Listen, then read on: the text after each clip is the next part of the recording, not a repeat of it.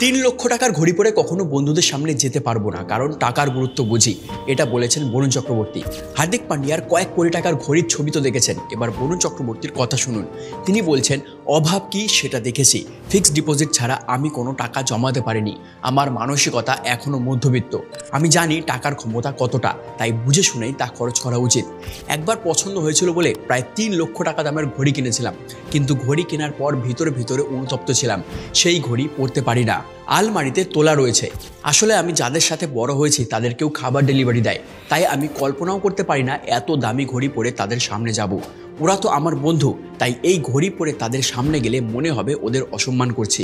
এটা আমার নিজস্ব ব্যাপার, এটা নয় যে এগুলো বলে আমি অন্য কাউকে বিচার করছি। তিনি বলেন, মনে করি কেবল অর্থ দিয়ে নিজের জীবন পরিবর্তন করার পরিবর্তে অন্য কারোর জীবন বদলানো যায়, এতে টাকার সঠিক ব্যবহার হয়। সেই কারণে 30-40 লক্ষ টাকার ঘড়ি কিনতে অপরাধ বোধ হয়। এই টাকা দিয়ে তো কারোর 2 বা 3 প্রজন্মের অর্থ সমস্যা মেটানো সম্ভব।